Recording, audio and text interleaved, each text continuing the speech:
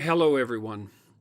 You may remember a few years ago, 2016 in the fall to be precise, that I recorded a video alerting people to what I saw as the dangers of a bill C-16 that I regarded as an attempt to make compelled speech mandatory in Canada.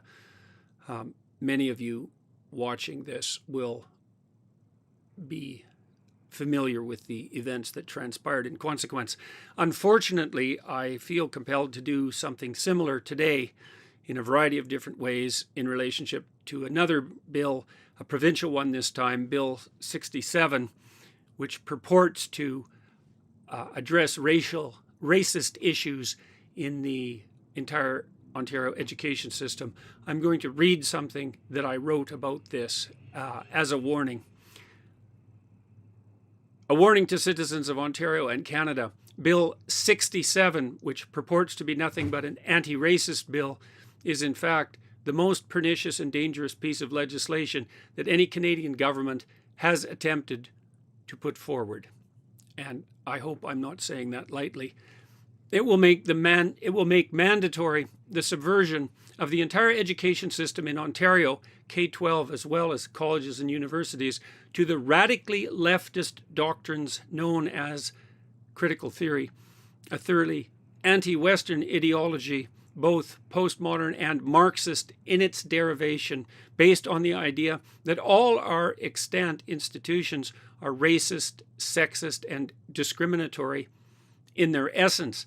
Critical theorists assume that history is best understood as the war between identity groups, with one group always oppressing and all other groups always victimized and exploited.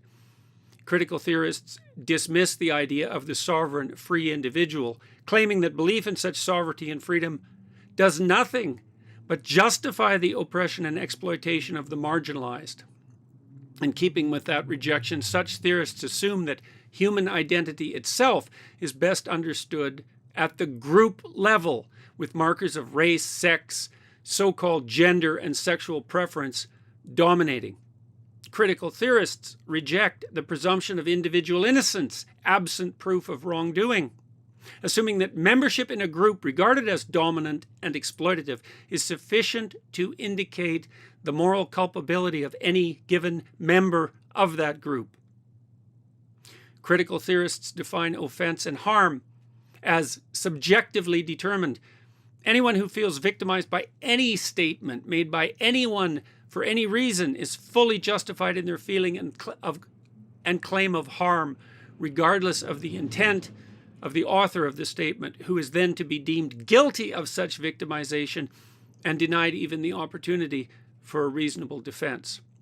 Bill 67 will mandate the creation of institutions of inquisition in every educational institution, to which anyone who has an opinion or undertakes an action that is perceived to violate the tenets of critical theory will be made necessarily subject to punishment.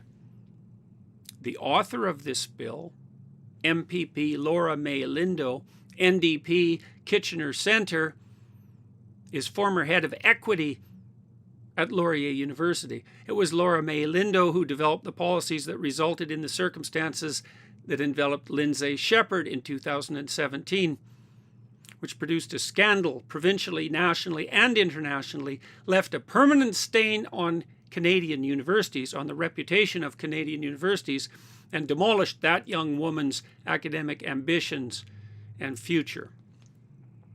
The fact that the Ontario Conservative government has allowed and even encouraged such legislation to be put forward under their aegis, and then ignorant and careless enough to vote in support of it, is a woeful indication of both the perniciousness and deviance of the ideas that the legislation contains, and evidence of their own, the Conservatives' own, stunning and continued inability to see the danger such doctrines present. It is much harder to actually deal with the fact of the sometimes unjust distribution of privileges and resources in a complex society than to kowtow to radicals who know how to viciously accuse, weaponize guilt, and claim through manipulative sloganeering the moral upper hand. But there's no excuse for the conservatives and for the classical liberals, who also believe in the sovereignty of the individual, to trumpet their compassion for the oppressed by allowing authoritarian ideologues to gain their treacherous way. This bill, 67, threatens the integrity of all the systems that will educate all the young people in Ontario for decades to come. If it passes, the rest of the provinces in Canada will follow suit. The fact that this bill is already through second reading is inexcusable. Wake up, Canadians, before you do yourself and your children irreparable harm.